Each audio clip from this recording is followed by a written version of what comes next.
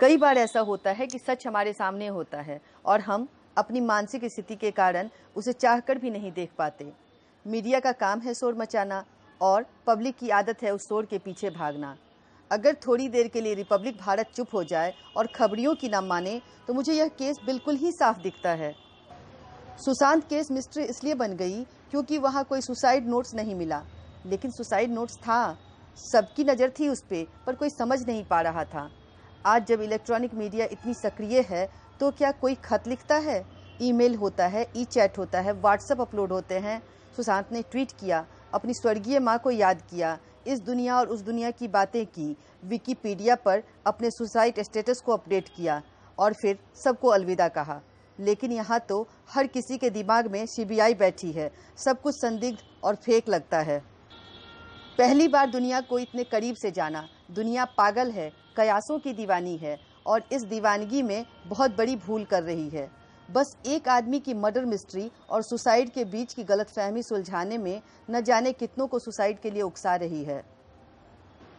अगर सही दिशा में इन्वेस्टिगेशन हुई और सबको पता चले कि आरोपी नंबर 1 का तो कोई कसूर ही नहीं था, पर सबने मिलकर एक चंचल, चुलबुली और नादान लड़की को उस बेरहम दुनिया के हवाले कर दिया जो सिर्फ उसके कपड़े उतारना जानती है। हाँ, वो भोली है, नादान है, कम ही दुनिया देखा है।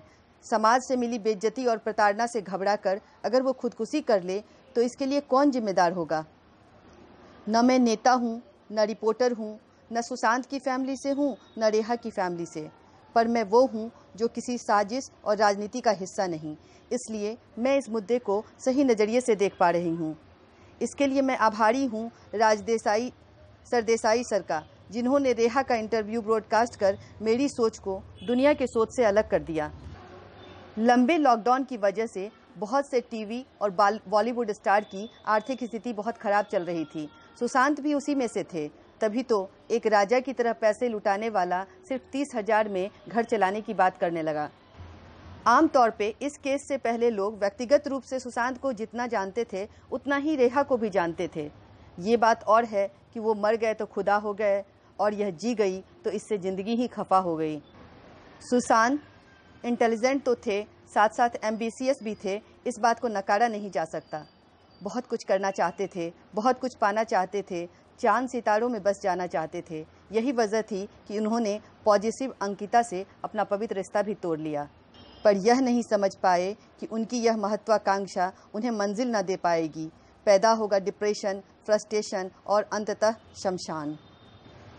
13 जून की रात उनका यह डिप्रेशन न जाने किस पोजीशन में रहा होगा, जब न बहन थी न गर्लफ्रेंड। कितना अकेला महसूस किया होगा खुद को। न जाने मन को कौन कौन सी बातें जला रही थी। जिसे भी कॉल किया बात नहीं हो पाई।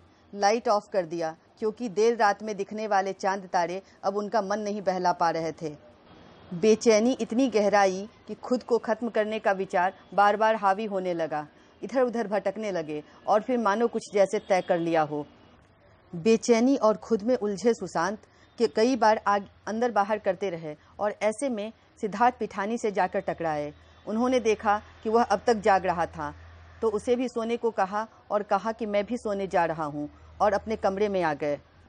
इधर उधर कुछ ढूंढा तो बाथरोब का बेल्ट उन्हें मिला। फिर उन्हें लगा जैसे यह उनका वज़न नहीं ढो पाएगा।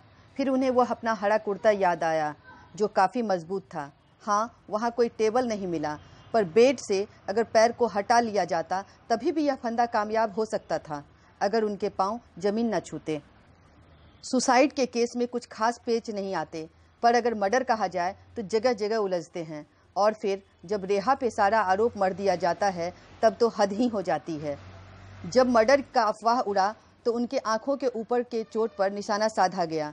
लेकिन हाल ही में जो उनकी वीडियो वायरल हुई जिसमें वो शायद किसी के साथ वीडियो कॉलिंग पे थे, चेहरा इतना नज़दीक और सामने था कि सब कुछ साफ दिख रहा था, और उस वक्त भी वह चोट उनके आंखों के ऊपर मौजूद था। लेकिन यह अफवाह इतनी आगे बढ़ गई थी कि फिर से वहीं पहुंच पाना बड़ा मुश्किल लग रहा था। इसीलिए इसी अफवाह को सच मान लिया गया। दिल्ली पुलिस को झूठा बता दिया गया। उस दिन के सारे चश्मदीद को गलत ठहराया गया कि वो सब किसी योजना के तहत रटे रटाए डायलॉग बोल रहे हैं। सुरजीत सिंह ने भी कहा कि मैंने कपड़े हटा कर देखा था तो सुसाइड ही लगा और उनके पैर पे कोई इंजरी नहीं थी। लेकिन सब झूठे हैं, तो क्या सिर्फ तस्वीरें ही सच कहती हैं? यहाँ तो रेहा अंडरवर्ल्ड की डॉन है, सारे मुंबई पे उसका कंट्रोल है, सब उसी को बचाने में लगे हैं। अरे सुशांत उससे प्यार करते थे, लेकिन अगर उन्होंने उसे अपने ड्रीम प्रोजेक्ट में शामिल नहीं किया तो इसकी वजह यह थी कि वो उसके लिए पहले ही बहुत कुछ सोच कर रख चुके थे, उन्हें रिया और कंपनी की मालकिन बना चुके थे। लेकिन आप लोगों की नज़र में तो यह रिया का गबन है, उसकी साजिश है। कहीं भी किसी चीज़ की अति मुद्दे से भटका देती है, और अगर जजमेंट करने वाले इतने सारे लोग हों तो फिर निष्कर्ष भी नहीं निकल पाता। अच्छा हो कि मोदी जी इन सब न्यूज़ चैनलों को सजाए काला पानी दे दें और सिर्फ डीडी न्यूज़ को आबाद रखें, ताकि सियासत, दंगे और अफवाहों पर देश की एनर्जी बर्बाद ना हो। शुक्रिया।